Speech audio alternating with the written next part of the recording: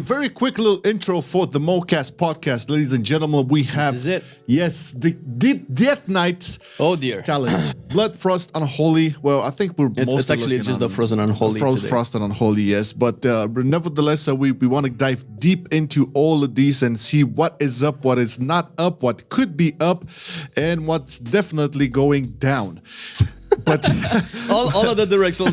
Basically, although we already covered the general impressions of the talents in the breaking, wow, we wanted to take a closer look at exactly what's good and what's bad with Frost and Unholy, and hopefully what we could expect from the two specs going into Dragonflight. And today, as always, we have our boys Taez, Biceps, and Muffin, which you might remember from previous episodes. And I think they shouldn't need any introduction. But for anybody who's checking this for the first time, quick 2-word intro, guys, if you could. Hey, I'm Taez, DK Theory Crafter. Hey guys, Bicepspump here. I write the DK DPS guides on Isoveins and Wowhead. There you go. And I'm Muffin. I'm a high and plus DK player. all right, that's a bio for you if you ever wanted one. There's a lot more going into it in previous episodes, but we know who we're talking to here. So let's just jump into it right off the bat. Right on. Boys, do you want to start with Frost or Unholy? This is your choice. I don't know. Depends. Do you want the good or the bad first? Well, I know where that leads. Okay, let's start with the bad. Yeah, we can end it up on the Unholy. good side of Yeah, things. let's go with Unholy, yeah, for sure. Because and by the way, guys, there's an article on Wowhead written by Bicepspump here, who's basically touched on everything that could be touched on, and this is more or less getting the input from the other two boys on the situation. But I have a feeling they're kind of on the same page here. So, first major concern on the Unholy talent tree. Anybody can start and we can just jump off each other. I'm probably going to be the most vocal about this, so Bicep, you go ahead first. Let's go. Well, when I look at the Unholy spec tree, as you know, there's a class-specific one, which shared between Frost, Unholy, and Blood, and then there's Unholy specific one. And I feel like the Unholy specific one, they had a couple builds in mind when they made this, but they kind of didn't create a tree with that. So stuff is kind of like a bit all over the place, which makes it feel bad when you're trying to, like, if you want to have a pet specific build, there's no real clear path. And obviously it shouldn't be completely obvious which path you take, but you still shouldn't have things mumble around and like in the wrong places, because it means that you sometimes pick contradictory things that contradict each other right next to you, in the path downwards. So that's my major gripe. Yeah, I definitely agree with that. If you're looking at like the right side of the tree going down, if you're going for like a pet-centric build, obviously you're going to want like all will serve, right? But in order to grab all will serve, you have to go through Epidemic, which they don't even serve the same purpose, but Epidemic comes directly before all will serve. It's just super weird. Like, the pathing doesn't make a whole lot of sense. There's other things in there, too, which really throw me off. Like, the 3 different Death Coil enhancing talents are on entirely different paths in the tree. Like, it's just really, really strange, honestly. It doesn't really have that feeling of cohesion. Like, if we're looking at it like the Frost tree and we're looking at the Unholy tree, the Frost tree is incredible in its structure, its pathing, everything. It all makes sense. Like, you have all the Glacial Advance buffing stuffs on the same path. You have everything that buffs Pillar of Frost on the same path. Stuff like that. It's all there and it makes sense. Unholy's just feels like, I don't know, a couple people have theories about it. They organized it by color, which I guess kind of makes sense. color coordinated. That's but it does feel it's very like placeholder, because it doesn't make any sense whatsoever. I mean, I looked at it after we had the Breaking WoW series with the other boys, and it just it feels like it was just put there to have something to discuss about. It doesn't. I don't know if that is the final form. I highly doubt that is the final form, because it doesn't make sense. Like, yeah, I hope not. Frost looks very organized and logical. It's like you can go, a playstyle, but Unholy, it's a whole mess. I don't understand. And I again, maybe I'm copium here, but I don't think this was the very thought out version of it. What do you think, Muffin? It very much feels like it's just like talent thrown into places just to make them fit. Also, the more I look at it, left side is just purple and right side is green. Yeah, like I told you, it feels like it's organized by color. It almost is. The more I look at it, like, it's kind of funny. But yeah, the entire Unholy tree just feels like they've just thrown them in just to make a talent tree to present, rather than it being like a practical talent tree.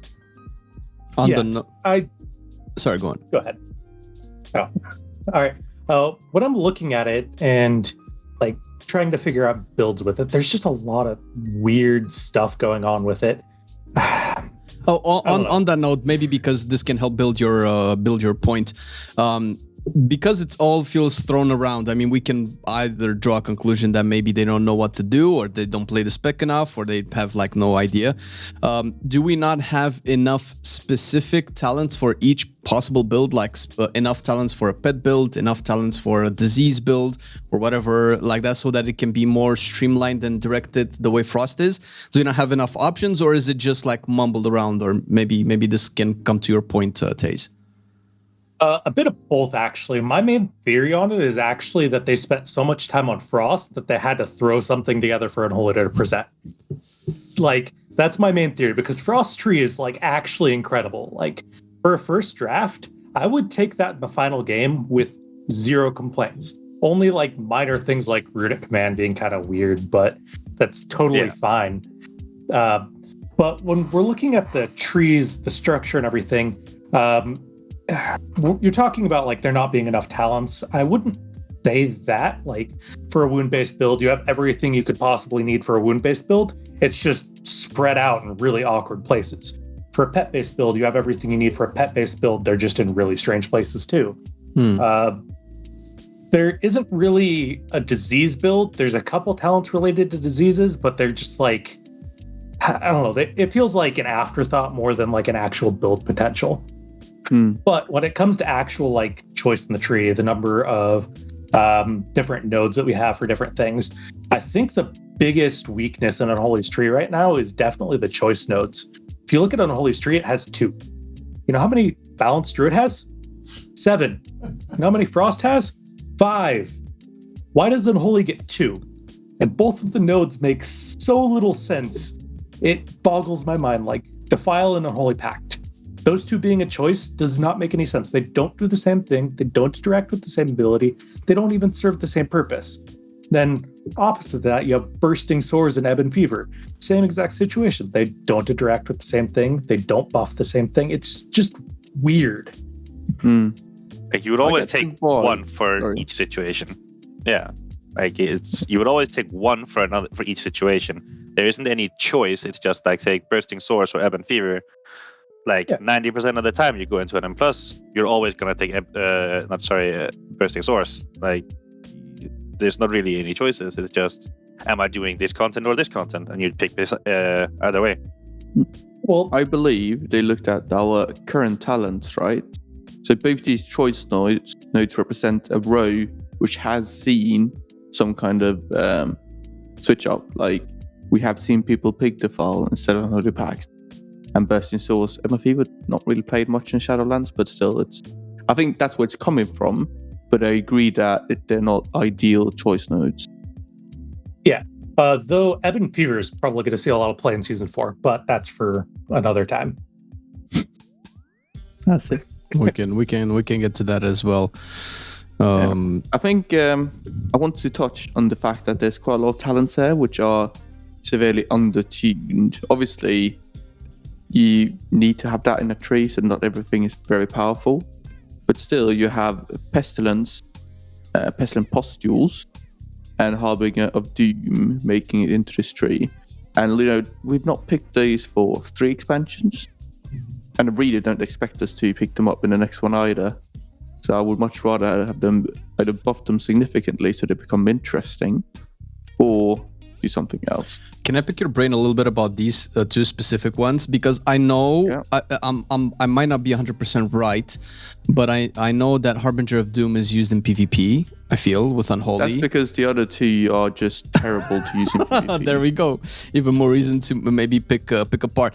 And another thing about Harbinger of Doom, from a theoretical perspective, without actual math done, going into Shadowlands, and especially with the Deadly Coil, you would think that Harbinger of Doom would synergize with Deadliest Coil, right? Or if I think that's the name of the legendary, just Death Coil damage, right? That just slaps really hard, and obviously that's not the case. And against a Pestilent Pustules, which I think last time we had any sort of relevant argument about it was maybe in BFA, but that was a little bit weird. What could they do to these two to like you said, to make them a little bit more competitive? Is that a possibility, or should they just scrap them and just get two new ones? I think for Harbinger of Doom, they just need to up the percentage. 15% is not enough. You know that Death Coil or Sudden Doom has like approximately 3 times a minute. So 15% of that. Yeah. But 15% of that, it's not a lot. Which means that, the amount of extra death calls you're getting really isn't that many. It used to be... it's like less than a half, I don't know. It used to be a thing in Legion, right? When you had the talent that increased your auto attack rate, and then you pair that with... we didn't have Harbinger Doom, we had something else, and then it made sense that you could get double double Sudden Doom, but now it's just not strong. Yeah, it was called Double Doom in the artifact weapon. We had it.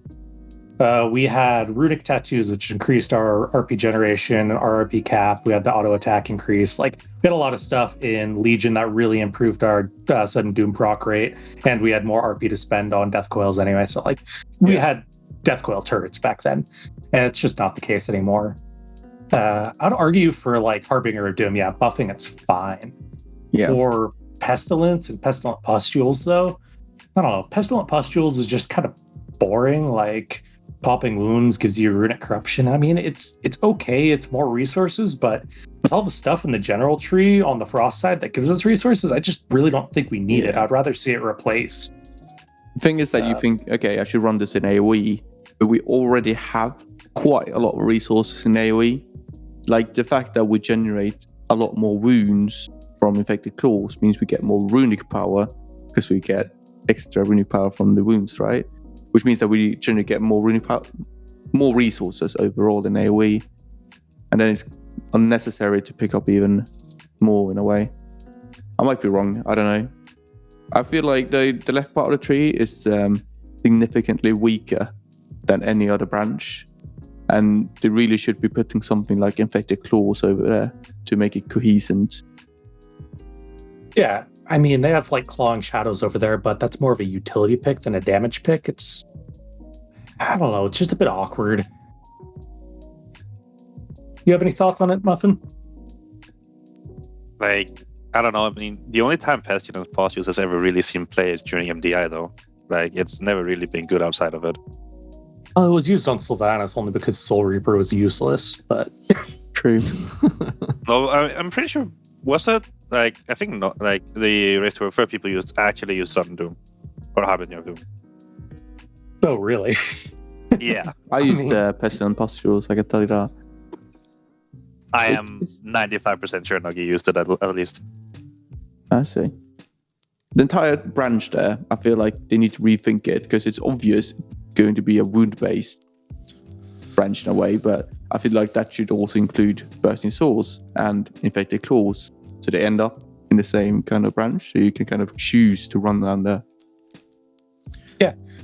And I mean, if we're talking about weird stuff on the branches, I do want to point out the major conflict we have with playstyles that comes up in the tree. We have 2 new talents coming up into the tree, Infectious Wounds and Death Rot. Infectious Wound basically gives our Festering Strike a chance to generate between 2 and 6 wounds every time we use it. And that is very, very bad when you're trying to set up for Apocalypse. You have any wounds on your target and you roll 6 on that Festering Strike, well, you just wasted wounds. It just doesn't feel right. Then Death Rot causing sudden doom procs to pop 2 Festering Wounds adds even more RNG elements to that. So it makes Apocalypse really, really weird to set up and execute because you're wasting resources or wasting procs, and there's no good in between. There's no winning there. It creates this weird playstyle conflict where it's just contradicting itself on what it wants you to do. Would it be better if they change it to... I'm thinking about Apocalypse right now. Would it be better if they change it to 4 to 6 runes?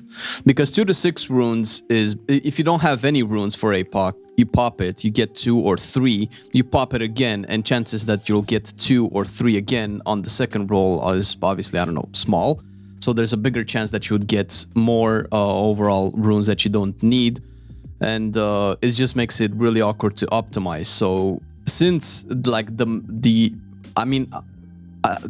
the first look at it, at the talent tree, the only thing that stands to my mind is like the only ability that wants a specific number of wounds on a target is APOC, and you want 4.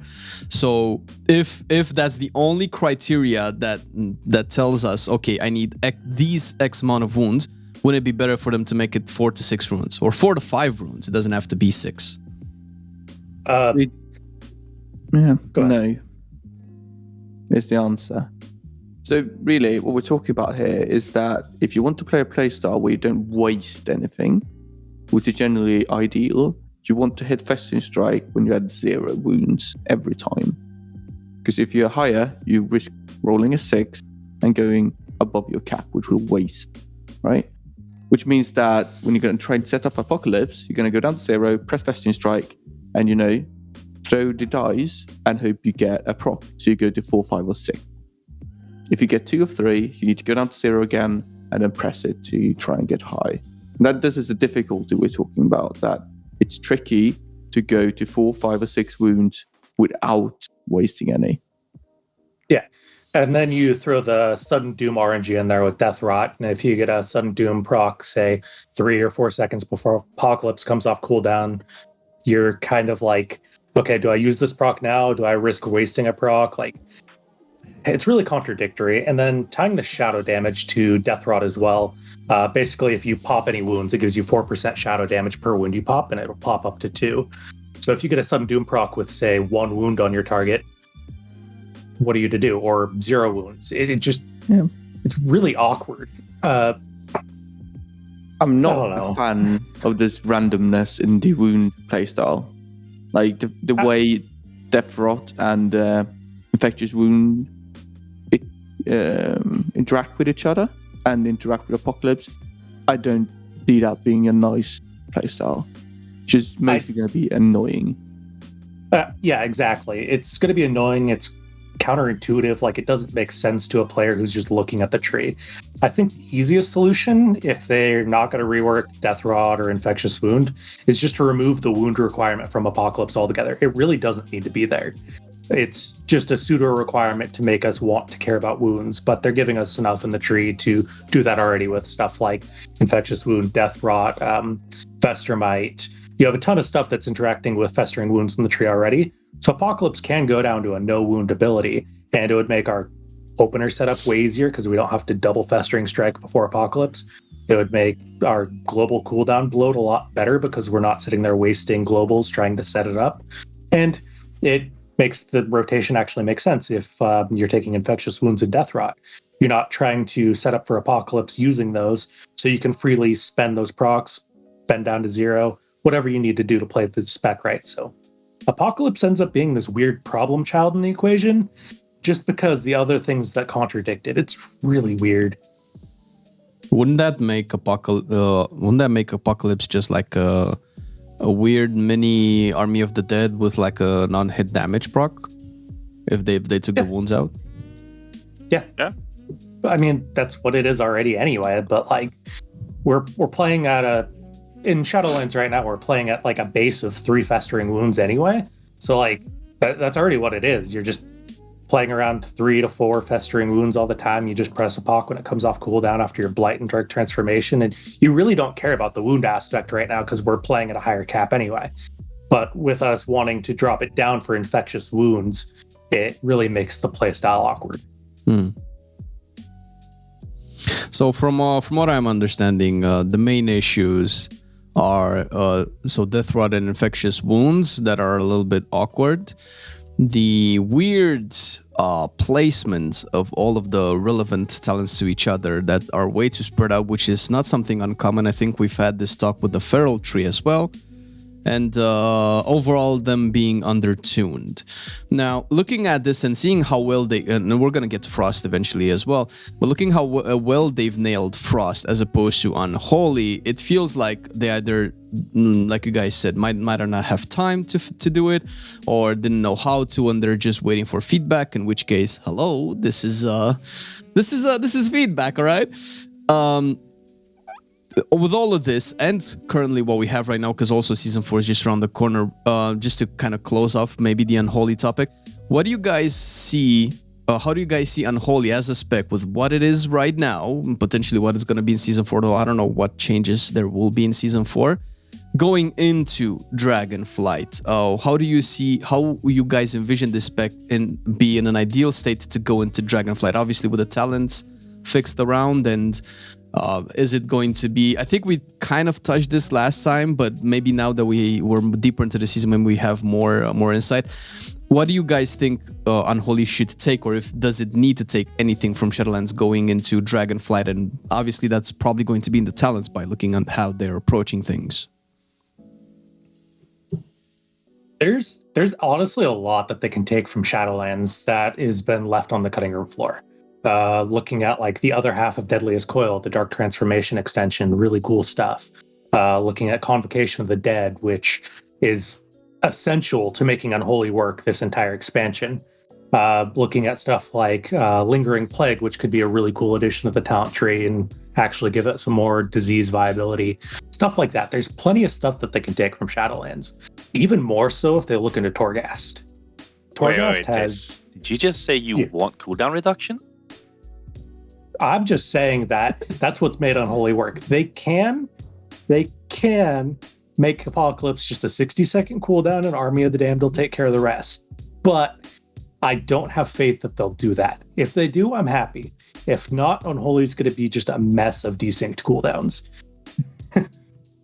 So, back to what I was saying, though, in Torghast especially, there's a lot of really, really cool Unholy abilities in Torghast that would make great additions to the talent tree. I'm looking at stuff like Bone Harvester, which allows you to summon a Skulker or a Magus when you kill something after Death Gripping. Talking about the Death Coil one, I can't remember what it's called right now, but allows you to summon... the one that allows you to summon a Magus after killing a target, stuff like that, yeah. There's the Lichborn one, I can't remember what it's called right now either, but radiating death coils around yourself. Stuff like that's really cool and really synergizes with the spec. If it's overtuned, then tune it. Like, I don't get why they're not taking more from Torghast, because Torghast was basically made for Unholy. And the tree really doesn't reflect on any of the cool stuff that they did in there. It's a shame, really. It's a cool point. To be fair, playing all of the specs, unless I'm playing some weird blood chains of anguish thing in Torghast where I just hit one target and 20 take damage, the Unholy ones seem to always be fun, just like you mentioned. And obviously in Torghast it works with the Monstrous Concoction. I think that's also when you death coil, you and your peg get haste. If I recall, I don't remember, something similar to that. I mean, like you said, there's definitely a potential stuff there, and you all guys already talked about a couple of talents that could be either tuned up or replaced, so maybe they could look at something like those in the Torghast and replace the ones that are a little bit wonky in the talent tree with them. No, but they did say, like, prior to the Shadowlands release, Torghast, one of the purposes of Torghast was exactly this. Try out different wacky things and maybe have them moved on into... Well, at the time, it was, who knows what it was new system, but now it's clear that it could be like in the talent tree. So, yeah, if it doesn't reflect anything that was found there, it is a damn shame. And that's one, because, we talked a lot about ideas in the past on our DK podcast. Hey, guys, what talent would you invent? What thing would you bring back? But to be fair, I doubt a lot of this will lean their ear to that. But looking at something they did, like in Torghast, definitely huge potential there. But I think, like the the biggest concern. Okay, tuning aside, I think like tuning is always something that they do towards the end of the testing cycles or whatever. But I feel like the biggest concern is the actual logic behind placing these talents on the unholy tree, and it's such a disparity between Frost and Unholy. I don't know if this is ideal, right? So if you look at Frost, there's clear playstyles and paths you go through. Would they like want this for every spec? It would make sense to have this for every spec. And I know we talked a lot about Unholy in the past, that, man, there's potential to make different builds for Unholy work. This was like the grand opening where it could have happened. So again, their big chance, yeah. Yeah, I'm circling back. As much as like we're concerned, and we're like, they threw that in here for like people like us to discuss and feedback and whatever. Highly doubt that's something they put a lot of thought into. It's just like, okay, here it is. Let's see what the people think, with as bad as it looks right now. Because I would go for the Shadow. I'm looking forward to the next iteration of this. Yes, for sure. Yeah, for sure. I mean, to be fair, Alpha is, I think, right around the corner. Pretty sure in a couple of weeks we're gonna start seeing some new updates for it, and I can almost bet money on the fact that the Unholy one and the Feral one as well, because I cannot not mention the Feral one too. Those will definitely look different. They have to, yeah, definitely. They have to. Yeah, if Unholy goes live like this, it's going to be just utter shame. Because Unholy's such a cool spec with a lot of really cool thematic stuff that they can do with it. A lot of really cool, really iconic stuff that they've had in the past. Look at the Legion shoulder plates. Look at a lot of the stuff they've done in Overcast. Look at Abomination's limb. And that they just didn't take any of that. It just feels so weird. There's this disparity between what people love and what the devs are actually doing. And it's just, I don't get it. I really don't. This is why I'm saying it doesn't feel like they put any thought into it. If nobody gets it, that's the thing, right? But what about like the general DK trees, right? So you have like the spec one, which is problematic. Where do you see like the general DK tree in play with the Unholy spec? The Unholy portion, at least, is not too exciting. Right. I can tell you that much. But two things. Frost Branch looks far more powerful when it comes to throughput. Like, I think you would never not go all the way into Frost. And then on Blood is getting like most of the utility, which is almost also not great, because Blood has historically been the utility spec, and this kind of reinforces that point. I'm not too big of a fan having to, spec into Blood or swap into Blood just to bring utility to your raid. You're not a fan of being a CC bot? You have to go Blood? No. I played Agramar. I've done the You've done your bit.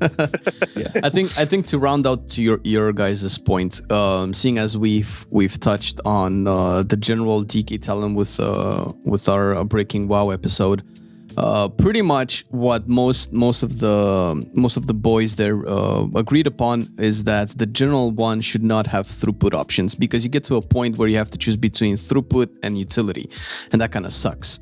Because WoW is a game where you have to optimize throughput as a DPS. You're never not going to optimize throughput unless your throughput is stupid. But I don't recall utility ever being picked against throughput unless, I don't know, it's weird, world first, then one of the 20 people can just sacrifice their damage for some utility to get through a fight. Stupid throughput? Mr. Warlocks? No, I'm just kidding. But yeah, I wanted to know if you guys agree on this as well, because you guys are saying pretty much the same thing. The Frost one is way overtuned. The Unholy one is weird, and you're probably always gonna do the same thing on the general tree, more or less, regardless of what spec you're playing of the DK, and that's kind of weird because that's not how it's supposed to be. So, how do you guys?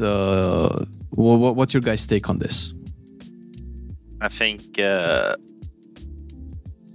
there's too much basic stuff in the tree as well. right? Like there's too much basic stuff that is in the tree that you could take out and put in like the DK spec as you just play the class, and you could actually have other good talents to pick instead. That doesn't have to be necessarily throughput, but you could actually have utility in place of it. Yeah, absolutely agree there. If we compare like Druid baseline abilities to Death Knight baseline abilities, Druids get a heal, Druids get a CC, Druids get a defensive, Druids get a charge, Druids get a raid buff. Do you know what Unholy DKs get? Or DKs in general get? We get Raise Dead. Do we though? No, they don't. That's on the right side of the general tree. Sorry, Raise Ally, not Raise Dead. Yeah, that's literally the only thing in the Unholy tree that's relatively combat effective because it's a battle res. So, are you sure we're getting this? Because I didn't see it on the list earlier. Raise Ally is there. It's Raise Ally is absolutely in the baseline. They also listed Death Strike, which is in the tree, which is so dumb. Like abilities that should make the class, or like that are iconic to the class and make up the baseline of it. They list Death Strike there, and it's literally in the tree. Come on, Blizzard. I think to your point, unless they go back on this, and from what the Q&As they had so far, they seem to want the talent tree to be a pseudo combination of what we have now in the talents and the spell book, because they've put a lot of baseline stuff, like are we even going to mention Interrupt? Mind Freeze? They've put a lot of baseline stuff that you have as a spec into the talent tree. So this is weird for everybody who's been playing talents for God knows how many years, seeing that, I have to choose to pick something that I was always getting for free. I mean, kind of for free. You always had. There was never a choice in getting it, which obviously it's a new thing. And hey, if they can pull it off in a balanced and fun way, fine. But it's gonna be probably more difficult than tuning throughput if you're gonna make me choose between Mind Freeze and the random Empower Rune Weapon, which is probably not gonna happen. But that's what I mean, right? So maybe this is what they're doing. I don't know if they're gonna stay with this mindset, because it feels a little bit weird, where you start your DK at, let's say, level 1 or whatever. The DK is going to start at level 8, right? And you get like 3 abilities baseline in your spellbook, and then everything else you unlock through talents. I think this is their original intent with the new talent system. I don't know if they're going to keep on it, but that's probably why we're seeing so much base stuff baked into the talents. And I have yet, although I don't particularly mind if they pull it right, but I have yet to hear a person that thinks this is a good idea. I personally don't mind it. For the essential stuff for the DK tree, you're like literally required to take Interrupt. There is absolutely no way around it. So stuff like that, I don't mind. But taking away all of our defensives, taking away all of our utility, taking away all of our self-healing, taking away all of our rune regeneration, stuff like that, and putting it into the talent tree just feels really weird. Because you end up in the situation where you're leveling where every DK spec, no matter who you are, you want to go down to the frost side of the tree first, just because that's where all of your rune regeneration is, that's where all your core defensive cooldowns are, and that's where most of the throughput ends up being. And all the resources that you get in that side of the tree really allow DK to shine, because it allows us to regenerate those resources, allows the specs to stretch their legs, and players to get an idea of how the specs are going to feel at the end game. It really helps them, evolve the spec and lean further into the spec's lore. But at the same time, you're also giving up literally all of your utility in order to do that. You never get a chance to play with stuff that otherwise you would have. And it really sucks because, DK has a lot of potential utility. We're just not going to take any of it as a DPS, which sucks. Yeah, which is like what I mentioned before as well. Like, if you need any CC, you don't mind sacrificing a bit of throughput, especially as blood, to just be a CC bot. Yep. Like you don't mind sacrificing anything. Yeah. If you want utility, just bring blood, and that's the way it's looking right now. And it's sad because there's 2 major talents in the tree right now, in the general tree, that are just so absurdly strong that you're kind of required to take them as a DPS DK. Those being Runic Empowerment, which is just absurdly strong, easily the most strong talent in the tree, no matter what spec you're playing. And then Unholy Bond, both of which are deep in the frost and unholy sides of the tree. Unholy Bond increases your Runeforge effectiveness by 10, 20, 30%, by the way. And that's a huge buff, because our Runeforges are minimum like 9% of our overall damage. For Frost, it's more like 18%. So increasing that effect by 30% is just absurdly huge. There's no way you're not taking that. So that leaves you in a situation where you're stuck going down both sides of the tree so deep to get those core DPS or throughput talents, and you just have no utility left to take. All right.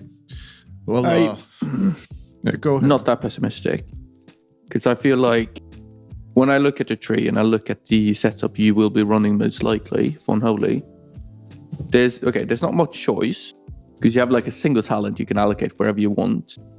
But what happens is that you still kind of get most of the utility you want. So you get Death's Advance, you get Anti-Magic Zone, you obviously get Lich Bomb in the Unholy part. Sure, you can't pick up Wraithwalk or like Death Pact and those kind of things. You don't have enough points to get there. But overall, you will get most of the utility you had previously. My biggest concern is that there's, as I mentioned earlier, too much throughput. So once you're done picking all that up, there's not much else to do.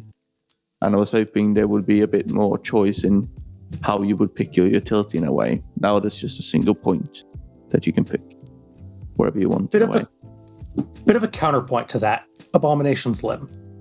Probably the most useful utility that we can get in the entire tree, and DPS DK is literally blocked out of it. We can't do it. That's another point, sacrificing so much. That's a concern I have, that, as I mentioned earlier, with Blood having lots of utility, like I feel there could be instances where they go, you have to pick Abomination Limb, and then you have to sacrifice lots of DPS to go all the way down in the Blood tree. Yep. And that's a concern. Major concern, because it could literally block Unholy out of some builds. Like if you end up sacrificing stuff on the Frost side in order to grab Abomination's Limb, like Icy Talons and Power Rune Replic, Runic Attenuation, Horde of Winter, stuff like that. If you sacrifice those, that basically entirely bars you out of a Gargoyle playstyle if you wanted to do that.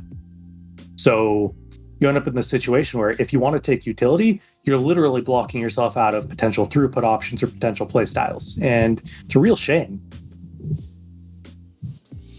All right. Well, talking about all the general stuff and pointing out exactly how much stronger the general Frost talents are, I think we can move into the Frost as well. The good news? the good news. Kind of round it up with something that they're actually doing pretty well. And this is part of the reason why I'm particularly hopeful, because Frost for the longest time has been pretty consistent in its blandness. And I mean, as a personal favorite, I see Chill Streak there, and I'm all for that. Please give me back Chill Streak. I had a lot of fun in BFA. But we can move on to the Frost Decay, and maybe pointing out what they're doing right in Frost Decay can signify how they can maybe potentially fix Unholy, I would hope. So I guess we can have Muffin start, since he's a big boy Frost, and just move around from there. I mean, like, the way Frost 3 is structured is like the entire right side of it is just AoE focused. Like, first thing you go down on the right side, AoE. Next thing, AoE. You go down it more, even more AoE. It's just pure AoE on the right side. You go down the left path of Frost, and it's just, you have single target, single target, single target, single target, and you just, and the middle, you just get your pillar, and then from the middle of pillar, you go right side, you get AoE, on the left side, you get single target. It's just split up in the middle. That's Frost 3 is. Left side is pure single target, right side is like pure AoE. So you just choose which way you need to go, depending on what you need to do. So good. And that's cool, because they also said that you can change the layouts of the talents, whatever. You don't need conduit energy and bullshit like that. If like you're in an instance, you can change them on the spot. So I think, this philosophy works hand in hand with what they want to achieve with all of the different profiles for the talents, right? Remember, we have profiles we can save and import and share with one another, and we can change them anywhere we are. That could be cool, and hope we can always speculate on how good an idea can be without actually putting it into practice. But I think we've had enough evidence of the opposing idea not being that great. So maybe specializing stuff in like tree trunks or whatever. Like you have 3 different paths. Like Muffin said, full on AOE on the right side. Let's see what a full on AOE Frost can do in a Mythic Plus environment. And hey, if you want to spec more into single target, we can do that. Obviously, there's always going to be a trade-off, but maybe this can make the game more interesting, and we can, have more builds and more options to play instead of a standard cookie cutter, because the way it stands now, you have the AoE row, the single target row, the cooldown row. So either way, you get your best AoE option, right? Maybe you take one that has a little bit more single target for raids, but whatever. But now, when you clearly pick AoE, it's AoE. And we can see how this performs in overall Dragonflight, and I'm excited for it. And I hope they do more of this and take it to Unholy as well.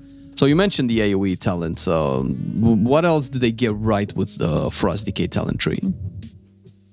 I think there are 2 very exciting things. As you mentioned, Chill Streak is back as a PvE thing, which is, I think, very good. I feel like that ability very much fit Frost niche of Cleave. So on a 2-target encounter, it's going to deal so much damage. Furthermore, we have Frost Drop Indignation coming back. Yes! The old Azerite trait, which was the kind of fuel Ice Cap needed to become something viable. It's back, and now you can recreate the good old spamming Pillar of Frost, getting lots of dragons, using Frost Scythe, having lots of fun kind of build. So I'm very excited about that as well. I just feel like the tree opens up for builds that have been fun in the past, and we can now recreate. Sorry. I also quite like the way they structured it. I know Muffin said that left side is single target, right side is AoE. You can still go down both sides and pick up both in a way. And yeah, right side also brings a bit of single target, because even though Remorseless Winter looks like an AoE ability, it's really also quite a good single target ability. Since we're talking about AoE, just one question, because I'm really concerned about this. What about Gathering Storm? Because for the last couple of patches, and in BFA as well, Gathering Storm has been like the cornerstone of Frost's damage, or at least the big one anyway, where it's been so important that you pretty much played it in single target as well. So is this going to be a problem when going into the Frost? Is it going to be again a must-stick? Fucking Taez already agreeing. Although I like it, I was kind of hoping that it wouldn't be okay. So it's Gathering Storm and then you choose your build, right? I was hoping that we could stray away from it after so many patches, but I guess it's still going to kick major ass. Well, the issue stems from there being so many buffs to Remorseless Winter. In the talent tree right now for Frost and Dragonflight, we have Gathering Storm, we have Everfrost, and we have Biting Cold. All 3 of which are what empower Remorseless Winter so much in Shadowlands right now. The major thing is we don't take Biting Cold in single target right now, but we can in Dragonflight without sacrificing much else. So Remorseless Winter ends up being buffed so much that it actually becomes a bit of a problem. So much power ends up in that one single ability that it ends up taking away from the rest. Stuff like Obliterate won't hit as hard because Remorseless Winter is just doing so much damage. Frost Strike won't hit as hard because Remorseless Winter is just doing too much damage. I do feel like they really need to pull the buffs to Remorseless Winter back, tune it to a point like where it was in BFA, where it's barely worth pressing in single target. It's still a DPS increase if you do it right, but it's barely. And in AoE, it's really good. Because like forcing us to play it single target and having it do like 15 to 20% of our overall DPS, it just doesn't feel good for an ability that's meant to be strong in AoE. Yeah. That's my take on it. As you said, is that if they want to make sure Frost isn't above everyone else in DPS, they need to tune it such that all our abilities that are usually fun to press have to go down in damage, and that's not too much fun. So I also feel like Remorseless Winter should be nerfed to some degree so that other abilities can get their kind of spotlight. The ability itself or the buffers to it should be nerfed? Both.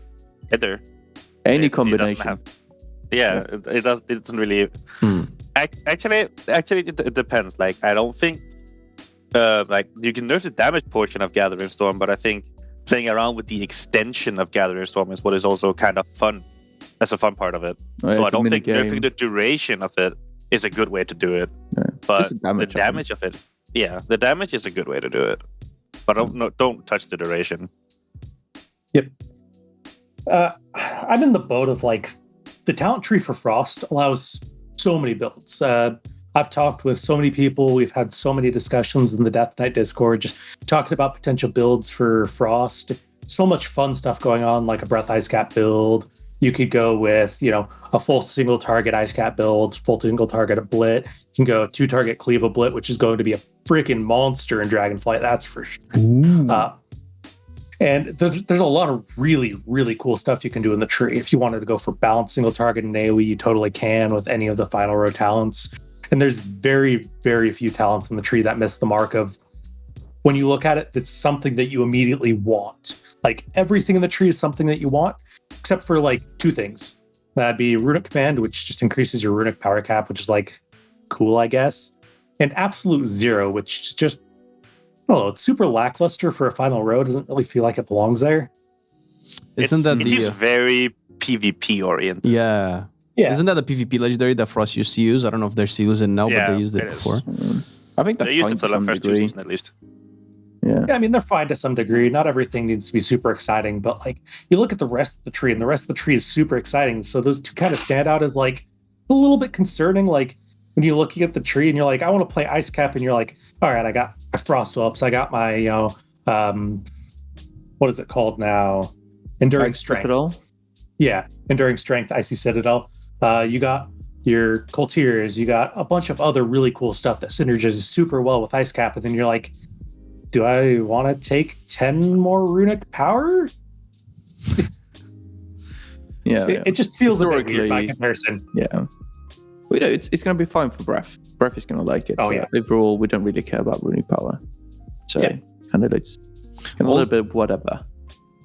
Also, an important question, considering that we're in Shadowlands.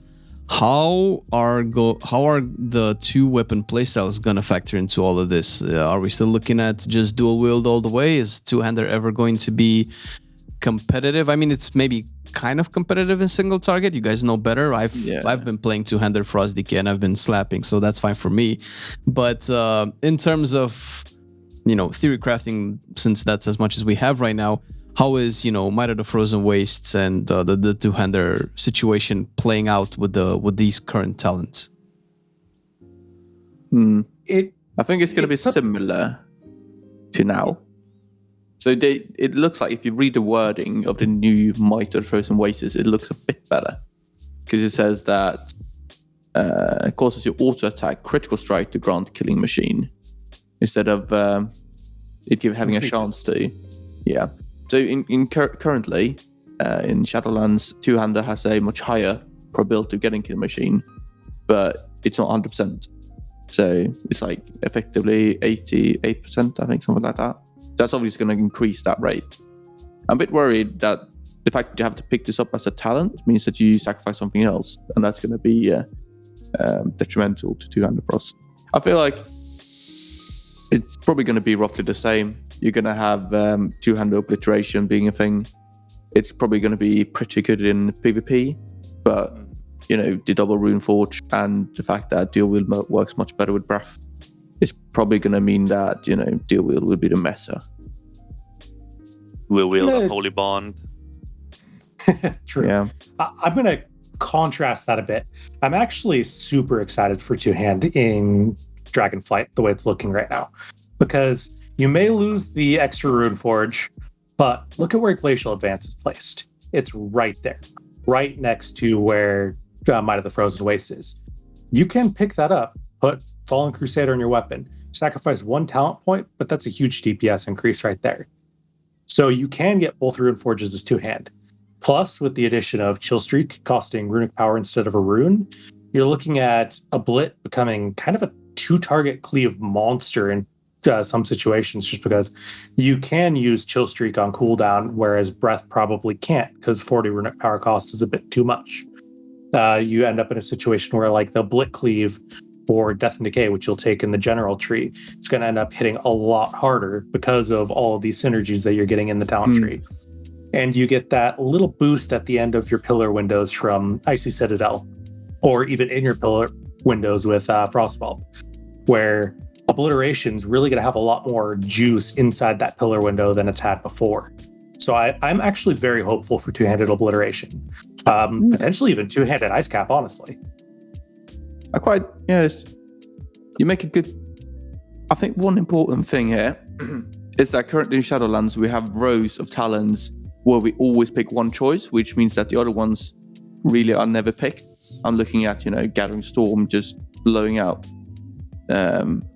Glacial Advance, What about Hypothermic Resistance? Yeah, what is that even? Anyway, this talent tree opens up the possibility to actually pick up Glacial Advance. We might see it played finally, because it's only a single talent point, so it's not like you sacrifice much else.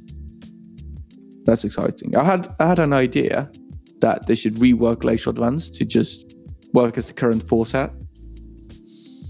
Because I feel like that kind of fits into the tree. Glacial Advance, it hasn't been used in ages. Obviously it's a really power dump in AoE, but I don't know. It's not that great. Might be much better in Dragonflight, but if they just bake Glacial Advance into Killing Machine as a talent, I think that'd be pretty cool, because it also synergizes with the entire branch, right? Because that branch is Killing Machine, buffing it, making you better, and so on. So if they tack on Glacial Advance at the bottom, being like, you get Glacial Advance when you consume Killing Machines. Might be incredibly overpowered, but pretty cool. I mean, they could do like a sub talent that buffs. You need to pick Glacial Advance, and then you pick a subsequent talent that you can only get. You don't automatically get it as a passive, right? You have to invest a little bit more, maybe. That'd be pretty cool. So Glacial Advance. The next one is the 4-piece. Yeah. Yeah. But guys, what about Frostbite? Dude, there's so much potential in this tree for stuff that you weren't able to do before, like Glacial Advance being on its own, Frostbite being on its own. They're not mutually exclusive to the other talents that just blew them out of the water. Like, Frostbite is probably going to be coming back. Like, that AoE Razor Ice spreading for breath for Obliteration or Ice Cap. It's just so good. Ice Cap could take Glacial Advance instead if they wanted to, but breath's kind of barred out of that option. But there's a lot of really cool stuff you could do. My only gripe with it right now is, if you want to go with a pure AoE Ice Cap setup and you wanted to go Frostbite and Glacial Advance, you just can't. There's not enough points on the tree to do it. Next expansion. I mean, we don't know what they're going to do for the Dragonflights yet. There's a good possibility that the borrowed power system or whatever they do with the Dragonflights, you would rank them up, you could get extra talent points. We don't know. That's totally a potential option. Because like one extra talent point in the Frost Tree opens up so much possibility. It'd be really cool for them to do stuff like that. Yeah, just to highlight this as well, like you can build Frost into a complete AoE monster. Like the amount of AoE stuff you can pick up is pretty insane. When we played the good old Ice Cap build with Frost, well, we can do that now, but even better. The idea is that, you pick up Ice Cap, which reduces the cooldown on Pillar Frost whenever you get a critical strike. You pick up Frost Scythe, which means that every time you hit it, each individual target has a probability of getting a crit on it, right? It can only proc once for every Frost Scythe you use, but the probability of actually getting a crit is really quite high. So you end up, every time you hit Frost Scythe in AoE, you get a 4-second reduction on Pillar. You can imagine, that used to be 3 seconds, and now it's 4, so it's even better. And then you can just hit pillar, get lots of Frost Walls, everything just feeds into itself and makes it incredibly strong. I'm very hyped to see this played. You might pick so much into AoE that you kind of go and hit the boss and you're kind of like a healer. But I hope you don't sacrifice too much. At least it's going to be like, we need AoE here. Let's bring in the Frost guy and he can kill all the trash, and then someone else has to deal with the bosses. All right. Well, it's looking pretty good for Frost, and I was going to extend the same question that we had for Unholy as for Frost, but it seems like might be a little bit moot at this point, and that question being, what we need to take from Shadowlands to put into Dragonflight. I haven't heard any particular complaints from you guys when it comes to the Frost talents? So I'm sure there's something that could be a little bit better, and one thing that could always change and be moved a little bit to the left or to the right.